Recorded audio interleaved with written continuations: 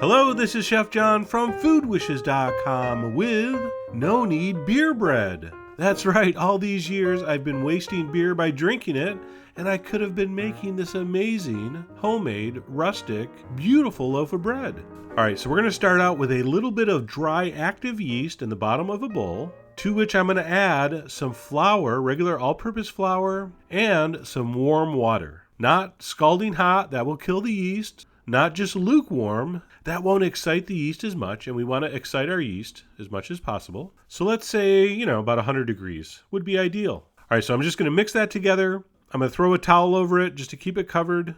And we're going to let that sit in a warm spot for about 30 minutes. And basically what we're making is called a sponge. And 30 minutes later, it should look like this. All right, kind of gooey, kind of bubbly, kind of spongy. See that?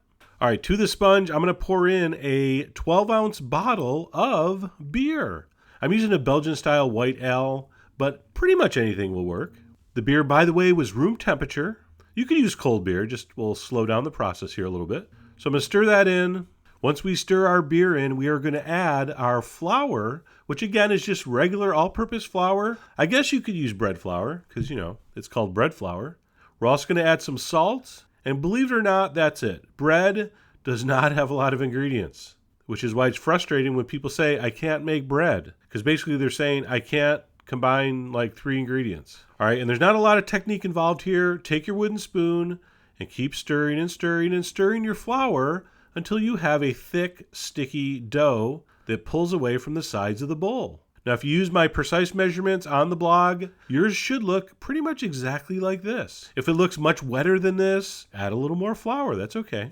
All right, now we're going to let this rise in a warm spot for 2 hours. So what I'm going to do here is I'm going to cover this with a damp towel that I soaked in hot water. I wrung it out. In fact, you can even see a little bit of steam here.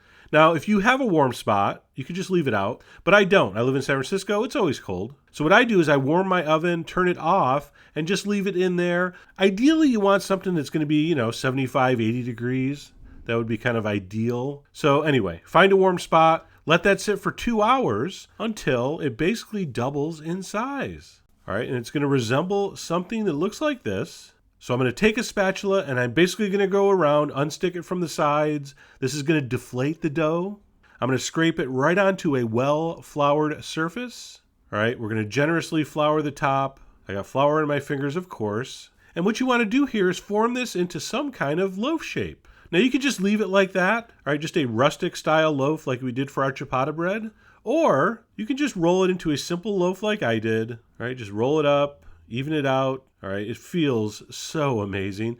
If you've never touched this kind of a soft, supple, freshly made dough, you're missing out on one of the world's greatest sensations.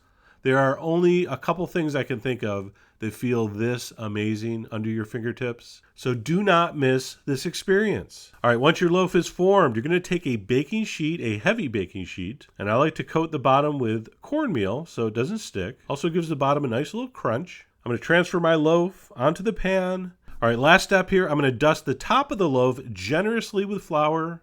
I'm going to cover that with a dry cloth. And we're going to let this proof, as they call it, we're going to let this loaf rise for another 30 to 40 minutes. What I'm going to do is I'm going to put it right back into my warm oven. Like I said, it's about 75 degrees.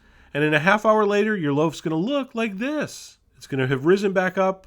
All right, now before this goes in, and this is optional, I'm going to take a razor blade and give it one slash right down the middle, and then one more right down the middle of that. And that opens up that top a little bit.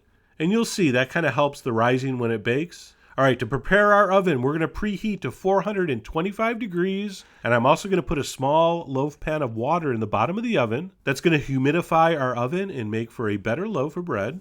All right, I'm going to put that in the oven and bake that for 35 minutes at 425. And when that timer rings, you should be looking at a really, really gorgeous loaf of bread. So you can see that split on the top sort of helped it open up as it rose in the oven. Again, that's optional, but I do think it helps. It also looks really super cool, like you know what you're doing.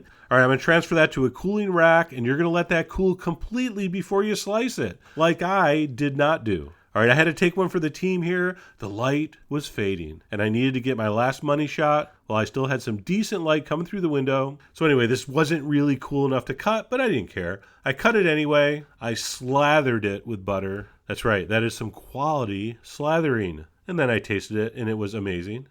Just chewy enough, pleasantly spongy, nice little crust on the outside. All right, that beer gave it a little twinge of color, kind of interesting, and definitely gave it a little bit of extra flavor. That kind of mild, subtle, fermented flavor you get like in a sourdough. But anyway, I don't want to analyze this too deeply. It's just a nice loaf of rustic country bread. I mean, imagine if you had a dinner party and someone showed up with this, how impressed you'd be. All right, now imagine that person is you that shows up with this loaf of bread. You see what I did there? So anyway, I hope you give that a try. All the ingredient amounts are on foodwishes.com as usual.